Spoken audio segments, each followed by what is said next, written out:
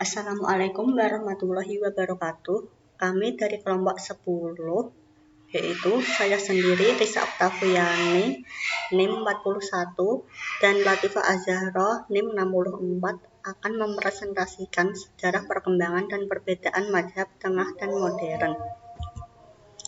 Sejarah reformasi hukum Islam di Turki.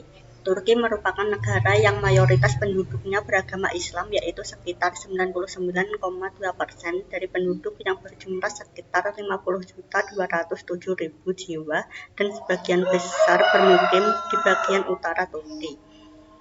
Sedangkan bagian selatan Turki dikuasai oleh orang-orang Yunani yang beragama Kristen, namun belum mendapat pengakuan dari pemerintah, dan selebihnya adalah Yahudi. Bahasa resminya adalah bahasa Turki dan sebagian berbahasa Kurdi, Arab, dan Yunani. Agama dalam tradisi masyarakat Turki mempunyai peranan besar dalam lapangan sosial dan politik. Masyarakat digolongkan berdasarkan agama. Kerajaan sendiri sangat terikat dengan syariat sehingga fatwa ulama menjadi hukum yang berlaku. Oleh karena itu, ulama mempunyai tempat tersendiri dan berperan besar dalam kerajaan dan masyarakat. Tanpa legitimasi mufti, keputusan hukum kerajaan bisa tidak berjalan. Perkembangan hukum Islam di Turki dibagi oleh Harun Nasution ke dalam 3 periode besar, yaitu periode awal, periode pertengahan, dan periode modern. 1. Periode awal tahun 650 sampai 1250 Masehi. Pada periode awal, syariat Islam dilaksanakan dengan murni sesuai dengan ajaran Al-Quran dan Sunnah. Sedangkan pada periode pertengahan sudah ada usaha untuk memasukkan hukum Islam dalam perundang-undangan negara, yaitu ketika Khalifah Al-Mansur menyerukan untuk membuat suatu undang-undang yang diambil dari Al-Quran dan Sunnah yang berlaku untuk semua negeri. Usaha ini dilakukan setelah melihat adanya perbedaan pendapat di kalangan fuqaha dan perbedaan keputusan di kalangan hakim-hakim dalam memutuskan suatu persoalan yang sama. Usaha tersebut tidak berhasil karena para fuqaha tidak ingin memaksakan pendapatnya untuk diikuti dan karena menyadari bahwa ijtihad yang dilakukannya bisa saja salah. 2. Periode pertengahan tahun 1250 sampai 1800 Masehi. Pada akhir periode pertengahan mulai muncul pemikiran pembaharuan. Hal ini karena mulai adanya penetrasi Barat Eropa terhadap dunia Islam. Namun ide-ide pembaharuan itu mendapat tantangan dari kaum ulama karena bertentangan dengan paham tradisionalis yang terdapat di kalangan umat Islam. Kaum ulama dalam menentang usaha tersebut menjalin kerjasama dengan Yanisari. Hal ini membuat gagalnya usaha pembaharuan pertama di Kerajaan Utsmani. 3. Periode modern tahun 1800 sampai sekarang. Pada periode modern, usaha pembaharuan kedua dimulai, yaitu setelah Yanisari berhasil ditumpas oleh Sultan Mahmud II pada tahun 1826 Masehi. Pembaharuan inilah yang pada akhirnya membawa perubahan besar di Turki. Langkah awal yang dilakukan Sultan Mahmud II dalam usaha pembaharuan adalah dengan merombak tradisi aristokrasi menjadi demokrasi. Gelar Sultan dipakai sebagai penguasa duniawi dan khalifah sebagai kepala rohaniyah umat Islam. Dengan demikian, raja mempunyai 2 bentuk kekuasaan, yaitu kekuasaan memerintah negara dan kekuasaan menyebarkan dan membela Islam. Dalam melaksanakan kedua kekuasaan tersebut, Sultan dibantu oleh Sadrazam untuk urusan pemerintahan dan Syekh al-Islam untuk urusan keagamaan. Namun kemudian kedudukan Sadrazam ini dihapus dan diganti dengan jabatan Perdana Menteri yang membawahi menteri-menteri dan sebagai penghubung antara para menteri dan sultan. Sedangkan kekuasaan yudikatif yang berada di tangan Sadrazam dahulu dipindahkan ke tangan Syekh al-Islam. Tetapi dalam sistem baru ini, di samping hukum syariat diadakan pula hukum sekuler, dan Syekh al-Islam hanya menangani hukum syariat, sedangkan hukum sekuler diserahkan kepada departemen perancang hukum. Sultan inilah yang pertama di Kerajaan Utsmani mengadakan perbedaan antara urusan agama dan urusan dunia yang pada masa selanjutnya membawa kepada adanya hukum sekuler di samping hukum-hukum syariat. Gerakan Tanzimat sebagai lanjutan dari usaha-usaha pembaharuan yang dijalankan oleh Sultan Mahmud II, muncul sebuah periode yang dikenal dengan nama Tanzimat yang dalam bahasa Turki dikenal dengan nama Tanzimat Khairi, dan yang di dalamnya menghendaki pembentukan sistem konstitusi dan parlemen. Periode ini bertujuan untuk memperlancar proses pembaharuan dan dimulai dengan diumumkannya deklarasi Bulukan pada tanggal 3 November 1839 Masehi.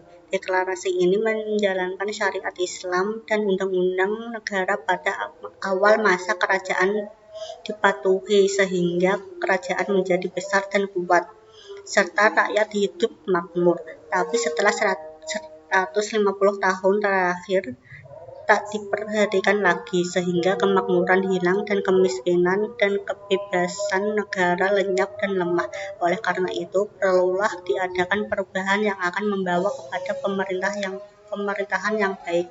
Gerakan Tanzimat ini menumbuhkan bibit nasionalisme Turki di kemudian hari melalui gerakan Utsmani Muda dengan berkeyakinan bahwa Turki hanya dapat dipertahankan bila mengadopsi peradaban Eropa.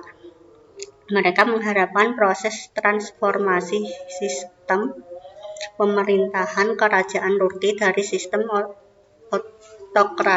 monokrasi menjadi monarki konstitusional dengan memberikan kepada mereka otonomi pemerintahan dan kebudayaan. Dan sebagai dampak nyata dari ideologi nasionalisme adalah runtuhnya sistem Khalifah Utsmani yang dibangun atas pemikiran politik keagamaan yang bersifat supranasional. Tokoh utama gerakan nasionalisme ini adalah Mustafa Kemal. Pembaharuan Mustafa Kemal. Pembaharuan yang pertama dilakukan Mustafa Kemal ditunjukkan terhadap bentuk negara yang sekuler, di mana pemerintahan harus dipisahkan dari agama dan kedaulatan terletak di tangan rakyat.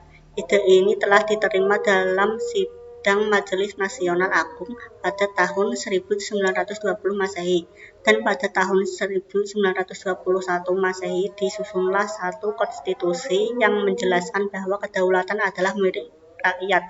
Dengan demikian, yang berdaulat di Turki bukan lagi sultan tetapi rakyat. Kemudian pada tahun 1922 Masehi di dalam sidang MNA, kekuasaan khalifah dan sultan berangsur-angsur dikurangi dengan memisahkannya, yang kemudian satu persatu dihapus dan mendirikan sebuah negara yang berbentuk republik pada tanggal 23 Oktober 1923 Masehi, dan sebagai imbalan atas usul golongan Islam, maka ditambahkan satu artikel yang mengatakan bahwa agama negara Republik Turki adalah Islam. Hal ini berarti bahwa kedaulatan bukan sepenuhnya terletak di tangan rakyat, tetapi juga pada syariat.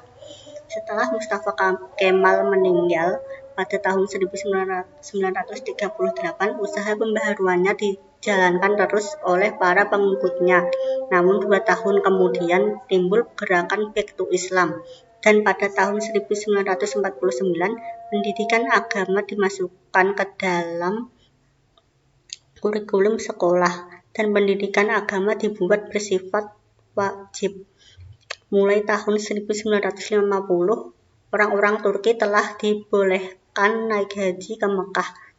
Tarekat yang selama ini tetap mempunyai pengikut besar secara rahasia di kalangan petani dan buruh, mulai berani menonjolkan diri. Demikian pula dalam bidang politik, Islam juga telah memulai memainkan peranan. Hal ini membuktikan bahwa sekularisme Mustafa Kemal tidaklah menghilangkan agama Islam dari masyarakat Turki.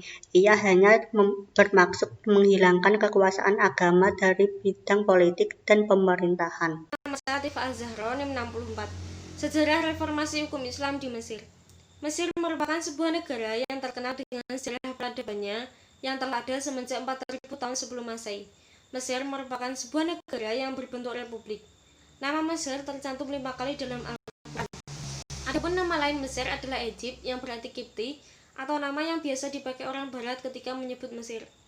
Islam masuk ke Mesir melalui Panglima Amr bin Al-As pada tahun 640 Hijriah pada masa Khalifah Umar bin Khattab. Semenjak itu, Mesir berada di bawah kekuasaan Islam setelah sebelumnya di bawah kekuasaan Romawi. Semenjak kedatangan Islam ke negeri itu, kaum Koptik menjadi kaum minoritas karena Islam sangat digemari oleh bangsa Mesir. Mereka beranggapan bahwa Islamlah yang bisa membebaskan mereka dari tekanan penguasa. Negeri ini menjadi lebih dikenal oleh kalangan intelektual Muslim setelah berdirinya Universitas Al-Azhar yang didirikan pada masa dinasti Fatimiyah. Sekarang ibu kota Mesir adalah Kairo, kota yang didirikan pada masa pemerintahan Salahuddin Al-Ayyubi pada abad ke-12 Masehi.